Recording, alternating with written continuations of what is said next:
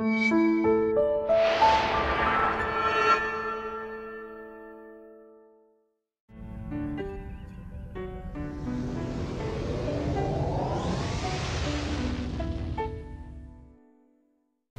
now we're going to go into the Captain's Log, and we're going to talk briefly about a little bit of news. So the New Mutants trailer looks fascinating. Yep. Doesn't necessarily look good. Not necessarily. It also doesn't look necessarily terrible either. No. That doesn't look bad. It also doesn't look good. It just... The point of this trailer, I think, is to say, we're making an X-Men horror film. Yeah. We're making a superhero horror film, or whatever you want. That's the big takeaway, is we're making a horror movie. What I'm excited about is the potential. Well, also just branching out and trying something crazy. But I'm excited about the potential for parallels and mirroring of Xavier School. We go to a like mental institution, basically what looks like a mental institution for mutants, and they're not. It doesn't seem like they're really being treated like people, and it's about like teaching them to control their powers, but it seems like more so that we can control them, and it seems like it's kind of like the antithesis to the Xavier School, and that should be a horror film. You know, and there have been some slight horror elements in the X-Men movies when we like. It's almost like if Stryker ran, you know, Xavier School, and like that was the big thing I got from it. Yeah, I'm really curious what the horror is. Yeah, because surely they didn't just make something up. But I didn't immediately identify anything. Yeah, are you expecting a villain? If not a villain, like it could be the Brood. Like, I don't know. Like, I expect it to be something comic book, something. Maybe Shadow King. I don't know. Yeah, this wouldn't have been a bad place for Sinister. Yeah, because he could be doing genetic experiments. Yeah, yeah. I'm sure it's not, but that would have been a good place for that. I think it looks interesting. I love the logo. Like, that's my big takeaway from the trailers. I love the logo. It's really cool. But it is Fox solidifying. It's so cool to see them taking those kinds of risks. Yeah, we're going to try other things. We're not just going to be concerned about making... And because we're not Marvel, and we're not all connected, you don't have to see all our movies, we don't have to worry about making a movie that kids can't see, that connects to this movie kids, you know, can see. You know, it's... You can't make Doctor Strange inappropriate for children if Doctor Strange is going to be important for Infinity War. That's a really good point. They don't have to worry about that. That's why they can't put Daredevil in, you know... That's exactly why. In Infinity. Yep. With this... they can do whatever they want. Yeah. They already made Logan and Deadpool, which are two movies kids can't see. Yeah, and I don't know if we have a rating on this one yet, but... Surely it's going to be... Maybe it won't be R. It could be a hard PG-13. Yeah, but I feel like they're really steering into that R thing. They might think that will give them credibility. They might have put a couple things in it just to make sure that it got an R rating. Yeah, maybe so. But, yeah. I didn't know any of those characters right off. I did. I didn't look up anybody. It's Danny Moonstone, it's Cannonball, it's the New Mutants. You do know Magic? The blonde girl is Magic? Oh, is that Magic? That's Magic. Okay, cool. She looks straight up. I didn't immediately get a sense of anybody. One of them's Cannonball, one of them... I could have done... You know who I want that we'll never get. I know it's not necessarily New Mutants, but I still want Gold Balls. You're not going to get Gold Balls here. I didn't notice Cypher, whose power is that he can read and speak any language. He's the heart and soul of New Mutants. He wasn't there, but no, it's very distinctly the New Mutants. I don't know how they would use that power in this movie. I don't know. Okay, so it is that team. Now, I'm not familiar with that team. Yeah, no, it is very distinctly. I know a couple of those characters from other things, but yeah. We also want to talk a little bit about the Black Panther trailer. Yep. Sleek, cool, looks awesome. Yeah, I mean, it's still, you know, looks like exactly what they've been selling us. I'm excited, really excited about that villain, man. Like, what's his Michael face? B. Jordan. Michael B. Jordan. Yeah, it's gonna be cool to see him play bad. Yeah. See him break bad. Yeah, right. Sure. Yeah, it just looks gorgeous. It looks like nothing like anything they've made. Yeah. It's hard not to just say all the stuff we've said before about it. Like, and it really looks like a standalone piece. Yeah. Maybe it won't be, but it looks like it. Well, I mean, a standalone piece built on the continuity, which is... Sure, because they're talking about that stuff. Yeah. I think that's really cool. That's kind of what I want these movies to be moving forward, where, like, it exists in this universe, but it's still its own piece. It's not setting things up too much, or, you know, things like it's just its own story. It's clearly like a heavy as the head that wears the crown kind of thing. I'm wondering if I was listening to that song that they play in the trailer. I'm wondering if it's going to be like a Revolution movie, or if it's like, or if that's supposed to be from like the villain's perspective, where it's like Black Panther has to hold the line and keep his society running while somebody else is trying to break it down. It's also one of the only times I've seen a trailer use a rap song to be like cool and actiony, and it works. It did. Like, I thought it was great. So often trailers we throw in rap songs. I'm like, rap songs don't work like you have to use rock music to cut to action scenes for trailers, I guess. I don't know. For some reason, rap songs never work for me. I've seen it work every now and again. This works though. Yeah, it does not work in the new Pacific Rim trailer. No, not at all. It looks really bad there. It works really well in this. It really. It's just the way that's cut. It's got a really good sense of rhythm. Like it was clearly cut to that. You knew how to cut to that song. Yeah, yeah. So it feels sleek, and it also. I'm surprised I'm saying this, but it kind of makes me sort of okay with like that being some of the soundtrack of that movie if that's where they go with it. I kind of don't think they will, but I think it could work okay. Yeah. I'm really excited for Black Panther. We talked about this when we watched that trailer, but I am so jealous of his accent. He has the coolest accent. He has the coolest ever. He's super suave. I said this to you earlier. It's not fair. He's too cool of a guy, and it's not fair. I want him to be the new James Bond. When Daniel Craig is done, I want him to be Bond. I can't disagree with that. I think perfect. he would be a great Bond. Yeah. Yep. The guy's awesome. I mean, he's not Anthony Mackie, but he's on. I had this whole thing on After Dark about how I want Anthony Mackie to be my best friend. So what else do I want to... We talked about Discovery being renewed, which I'm surprised they announced that already, and I was really hoping that they would go ahead and go back to the anthology format and realize that things they're doing because that was the early rumors. I guess it's working well enough, at least for, you know, I mean, again, the critics, a lot of critics really liked it, but I mean, I guess it's selling, so they're going to make more of it, and... Great. Yeah, that's unfortunate. Real quick, I wanted to mention this because this kind of thing drives me crazy. Apparently, and I haven't been keeping up with Arrow yet this season. I say yet. I don't know if I'm ever going to, you know, catch back up with that. But anyway, apparently you'll think about it real hard. They either in the next episode that's going to come out, or they already have. Arrow is name dropping Bruce Wayne, and people are like, "Oh, cool, your name dropped Bruce Wayne. Maybe you'll have Batman." But the big question people are having, which I think is preposterous and really dumb, is not, are we going to see Bruce Wayne in that universe? Is it going to cross over with Gotham? There's no way that they can exist. I mean, first of all, this is dumb because Batman cannot exist in this universe. No. He cannot. So, no, it's just a dumb show doing dumb things. They're not thinking about what they're doing. Unless this is a universe where Bruce Wayne is only Bruce Wayne.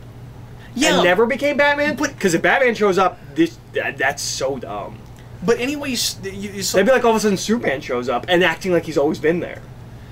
Yeah, no, that would be that. But they could bring him in from another universe. There's all kinds of convoluted, you know, things that, like plot devicey things they could do. But my thing is more like Gotham. It's clearly an entirely different kind of universe, and it's a different network, like on a very like cynical like commercial. Yeah, but even if you could make that happen, it doesn't matter. It would be a stupid move. Like, why would you want that? I mean, okay, you could do it again if Gotham was one of the worlds in your multiverse. I wouldn't have any problem with that. Mm-hmm. But like, I would assume, I guess I'm going to backtrack on something I said. I would assume if he's name-dropping Bruce Wayne, he's talking about one that's in the Arrowverse. Yeah, yeah. And also... But I'm sure that's just a reference. Like, Gotham does not need to lower itself to that level. Apparently, the Gotham, the TV show, felt the need to respond, saying that as far as they know, Bruce Wayne is still in Gotham, and they don't have any plans for a crossover. Like, apparently, thank God. But it's so weird that that like it was a big enough thing they felt the need to respond to it.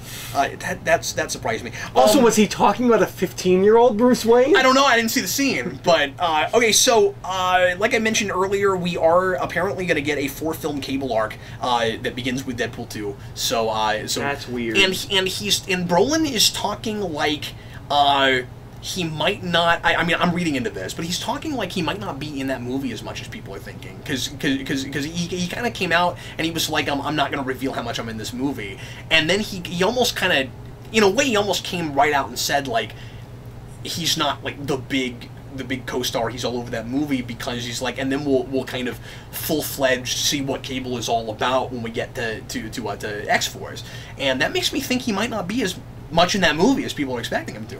That's interesting. But I don't know. I mean, I could be wrong about that. I mean, I would hate for them to make an X-Force movie. Well, I mean, I could end that sentence there, but I would hate for them to make an X-Force movie and be like trapped by Deadpool. Yeah, like it has to be a comedy, because that's not what you do with that. Like, X-Force is not a comedy, and why would you make X-Force a comedy when you already have Deadpool? But, I mean, it would be okay to spin it off and then make it a serious film. And maybe that's part of why, if you didn't have Cable too much all over Deadpool, that would be the reason you wouldn't want to do that. Yeah, no, and that makes me more optimistic about that. If he's not... if we're not making fun of Cable for the entire movie, I think Cable's going to be this really serious character that just won't have Deadpool. And I mean, we've seen him play like that before. Yeah. And he thinks he's in a different movie than he's in. And I hope that's what they do, because I don't like it when we feel the need to like comedyify everybody just because Deadpool shows up. That's probably in the comics all the time. And I think the Deadpool movie did a fairly okay job with that. Yeah. I mean, I also don't like that. Like, okay, so if he's serious, Columbus we're just didn't gonna think he was in a Deadpool movie. I think that worked out. Right, but we just make fun of him the entire time. Well, that's because it's from Deadpool's perspective, and he makes fun of everybody. I mean, that's not a problem. Deadpool might as well be directing his own movie. I mean, like, he knows he's in a movie. He practically acts like he wrote the script. I have no problem. That's true. With that. Okay. The problem is if they act out of character, and then like as long as you say it's unreliable, you could make that work. But then what are you even watching at that point? Yeah. What's even the point? Yeah, that ends up being a problem. Last thing I wanted to mention on Captain's Log is that apparently Gunn is saying that Guardians 3 is going to kickstart the next big ongoing sprawling MCU story. So we end the big Thanos like Infinity thing that we've been building, all the way up. And then whatever the next big thing is, Guardians 3 is what sets that. Is what ends up setting. I hope he treats it like an actual threat. Yeah. With some actual reverence. Well, sure, but I mean, like, Thanos had that. Yeah, but Thanos was, like, in a scene. No, I know that. But kickstarting it could just mean setting it up and it's barely there. It could just be a... Yeah, I guess so. I guess Thanos, is just a throwaway scene at the end of... we did with Thanos. Avengers, yeah. Yeah. Hopefully, whatever the next big sprawling epic is a little better plotted out than the Thanos thing. And I bet you money it's Skrulls, because we know that we're dealing with that with Captain Marvel. And talking about Marvel movies, couldn't think of Marvel. All I could think of was Phasma. But we're doing Captain Marvel. We know that's going to be a Skrull thing, and set in the past, setting that up. So like it's Skrulls, it's space. Surely that's what we're doing. That would be my guess. Yeah. Yeah. So anyway, and Thanos sort of looks like a Skrull. So, yeah, it's synergy. Right. It's like poetry. It rhymes.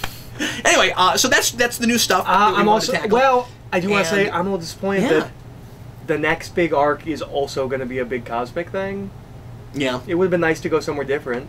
Well, I don't agree with that. I guess you just always have something cosmic looming. If it's in the background and looming, what else should it be if it's going to be, like, several movies? If it's going to be a thing that has legs for 8 or 10 years, what else do you do? We want the street-level thing that's constantly looming. Anything else you do would be really stretched out. I guess they can't do Kang, so yeah. I guess you're right. No, you're right. There are some other... But I mean, like... When I think cosmic, I just mean, like, big, powerful force. Like, Kang, I also think of as a cosmic character. That's fair. Not cut from the same cloth, obviously. Right. But yeah. So anyway, finally, here on the Omnibus, we're going to move on to the open forum, and we're going to answer a few questions from some of our viewers on Facebook. Thanks a lot for asking questions, and like I said, you can leave questions in the comments here, or send us more things on Facebook as personal messages on Geekvolution. The first question today, Eric, comes from Henry Jonathan Mertens, who says, for the past week, a lot of Star Wars fans have analyzed every frame, I don't know what voice I'm affecting, every frame of the latest trailer. And personally, it kind of baffles me. Doesn't it just lessen the movie-going experience if you're simply waiting for the things you saw in the trailer? Your thoughts? Well, yes, I agree with that. I agree. Neither of us have watched the trailer. We're trying to avoid it, like the plague. The director came out and asked people not to watch the trailer, gives away too much. Yeah. And then it looks like the studio told him he wasn't allowed to say that, so when the trailer came out, he was like, forget everything I said, go watch it. That's what it looks like. I don't know why he would say that. Yeah, that makes no sense. I feel like he was clearly told, you can't say that. You can't tell people not to watch our trailer. So that's how we sell movies. And everyone said, it reveals a little bit too much. Yeah. Also, so I don't want to know if I can avoid it. I kind of don't think we will ultimately. In fact, I went and saw Blade Runner like 3 times, and the third time I saw it, the first Star Wars trailer played, and I really thought it was going to be the new one, and I was like, la la la, and then, I didn't do that, because that would be also, the Porgs are in the trailer, and I'm going to avoid them as long as I can. The most cynical, we're going to corporately design and manufacture something you're going to think is cute, and you're going to buy it. And it does seem like people are falling for this. Really? I've seen people now where I'm like, oh my god. Like, just play it right into their hands. Play it right in their hands. It's the most cynical thing I've ever seen is the porgs. And people are like, yeah, they're super cute. You know what is inevitable, right? As a meme, this is inevitable, right? Locutus of Porg. That's gonna happen. Or porgs as pogs. Porg pogs. Porg pogs. I think Locutus of Porg is more likely than Porg pogs. It's gonna happen now. But I agree. But yeah, to actually answer your question, not just talk about the Star Wars trailer we didn't watch. You know what I don't like? I don't like having seen a trailer so many times that I'm distracted when I go, oh, that's where that is. Or line's different. I really don't like that. Yeah, that too, but that's not as bad. I mean, yeah, that can take you out too, but I don't like flashing back to the trailer experience while I'm watching a movie. That's my whole thing. That's irritating. Yeah, or that's not how I thought that scene was going. And I'm not the kind of person that goes and watches a trailer 150 times to try to pull every single little thing out of it. that's why I sometimes hesitate talking about trailers, and like I'm more likely to do it a little bit on something like the new form of Captain's Log, like a lot of the other things we're doing with this with Omnibus, where we talk about several things at once, because then I can just weigh in real quick and be like, that looks sleek and cool. Yeah. I don't have to say too much else. Yeah. But I don't want to analyze trailers. I don't want to, and no disrespect to anybody who enjoys doing this. I don't want to have preconceived notions about.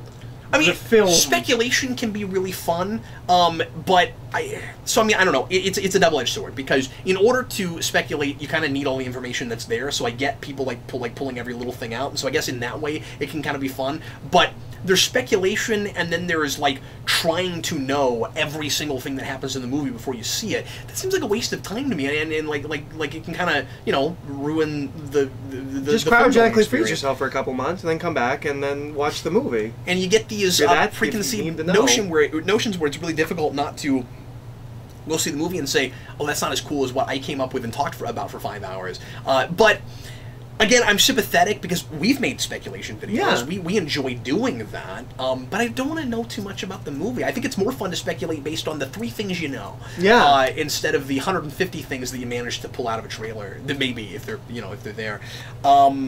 So yes, I totally agree with you. That irritates me. This is from Ben Thompson on Facebook. What do you think would be the most logical step for Marvel's next big threat in the MCU? I guess we already talked about that. That it's probably Skrulls. Anything you think you'd rather see? I mean, like, I'd rather see Kang. Yeah. They can't do that. Or Galactus. I mean, obviously I love Galactus, but I don't think Galactus is a big looming threat for several movies. No. Galactus shows up, tries to eat your planet, and you beat him with a nullifier. You're done. Like, that's true. I mean, Kang really, I think, should be the next thing, but I'm trying to think of who else, it could be. Beyonder? That's interesting. Yeah. We could be doing Secret Wars. Or you could do, some kind of like souped up Red Skull that gets like cosmic power somehow. Like there's things you could do. I think it would be fun to go back to somebody we haven't seen in a while and really flesh him out. A villain that had a lot of potential that we never did anything with. No, not like Malekith, because they've already ruined him. He would just be a totally. He had some kind of an epiphany where he was like, "Oh, this is how you can be fun and evil." Okay. Yeah, I don't know. You know what though? It could be a Doctor Strange thing. It could be magic instead of. That's true. It could be cosmic in that way instead of in the space way. That's a rebuttal you should have given me. It'll be Cathurt. It should be the Cthulhu thing that was all over that Carnage book. No, it should be Dormammu. That's how you get your Galactus that makes sense to be looming. You do some kind of thing with Dormammu. But that wouldn't make sense to start in Guardians. No, it wouldn't. No, you're right. That wouldn't be the most logical step, but I like that idea. Anyway, Connor Shelton. Cap, how far into your novel are you? I haven't heard anything about it in some time, and I'm curious to hear how that's going and when it might be finished and released. The first draft is finished. I wrote 100,000 words in 8 weeks. I got it done like 3 months ago. 3 months ago, and I have just started the revision process. It is probably going to be a self-publishing job at this point. I've been shopping it around, and it seems like it's too weird for a lot of the publishers. What I'm hearing is that it's maybe too literary for genre people and too genre for literary people. But I'm too weird for everyone. I'm too weird for everyone. So anyway, I'm working on revisions, and I'm trying to figure out what I'm going to do with it. I did send out out some excerpts to the patrons. If you want to join the $15 tier and get that, just let me know and I'll make sure and put that in your package. And you can read the first 3 or 4 chapters. I don't know what else I want to say about it now. I'm yeah, some people seem to really like it. They do. Well, no, not. I've gotten some feedback from publishers. No, I meant from patrons. No, actually, I haven't heard from them, so I don't know. Hopefully, they liked it. I haven't heard from anybody. But anyway, so that's how that's going. Again, if you've not heard, I wrote a novel about everyone in the United States turning into walking and talking food and fast food, and it went in a real different direction than I thought it would. It's the most serious thing I've ever written. I know that premise sounds really quirky, and it is a quirky novel, but it's really it's strangely serious in a lot of ways, and it's I don't know. It's probably the most political thing I've ever written too, and I'm not a real political guy, but that's just how it happened. Or just there's political characters in the book that have things to say about things. So anyway, I don't know how soon people are going to get to read that. I might read an excerpt of it on the channel at some point. That would be fun. Maybe in the omnibus at some point I'll read some of it. And finally, Dylan Lesniewski, now that geek culture is very prominent, how much would you consider being too much? Right now. Yeah. Right now. I know what Eric thinks about that. It's hard to say at this point. I mean, there's pros and cons to everything. I've always said this. I really like that a lot of things are mainstream, and that there are people that are beginning to enjoy things in sometimes, I mean, a lot of the time we have to adapt it to a different medium, but people are starting to enjoy things that I've always enjoyed, and it's becoming kind of mainstream culture. I like that a lot to a degree. The con of that is the watering down and mainstreaming of things that are better than that, or just aren't suitable for that. Even comics at this point are not the fanciful playground that they were in the 80s, where you can do and say anything in comics. That's what's great about them. Not like that anymore. It's too mainstream at this point. It's unfortunate. So you think maybe we've gone past the point of no return? Is it possible that there's a return to form at some point? Is it possible that a bubble burst? Yes, I think it's possible. Talking about that. I think it's possible. We're asking that all the time. That we will have a generation of kids that are the flip, where it's oh my God, why do you care about that? Can't you talk about sports? I think we can have a real hard. We're counterculture. This is what my dad likes. I don't like What's that. interesting about that, and I hate to say this because obviously I love superheroes and science fiction and stuff, but it could be really interesting, and obviously that stuff can be really sophisticated, especially science fiction. But it could be really interesting if the new counterculture is people getting more cerebral again and wanting more really complex, thought-provoking movies, if not literature. But I wonder if counterculture turns back into reading again. I felt like it was kind of like that in the 90s, where everybody I knew that was anti-establishment, they were all readers. I wonder if we ever get to that point again. I'm hoping that we have a counterculture that lashes back against things like Rick and Morty and Deadpool and all of that stuff, where it's being a completely amoral monster is the coolest thing, and we're what about responsibility? Yeah. And what about that stuff? Yeah, I don't know. I'm not a good gauge because I've been in this for so long, and I've seen people come and go, and I also work in an establishment where I'm constantly seeing people like this, so it's real easy for me to be yeah, I'm not done with the things, but I'm done with the fandom, kind of a thing. Which I'm not saying I am, but some days I am. So you hear people all the time say superheroes are played out, and yet they're still making $1 billion at the box office, and we're scrambling to try to keep making them new and fresh as much as possible. And again, I both love a lot of the superhero stuff that's coming out, and still love superheroes, and also sometimes find myself almost agreeing with that assessment all at the same time. I could see. I miss other genres. The next generation going make big movies. I can see the next generation, their counterculture being, superheroes are played out. Yeah, no, absolutely. Etc. Etc. Etc. Etc.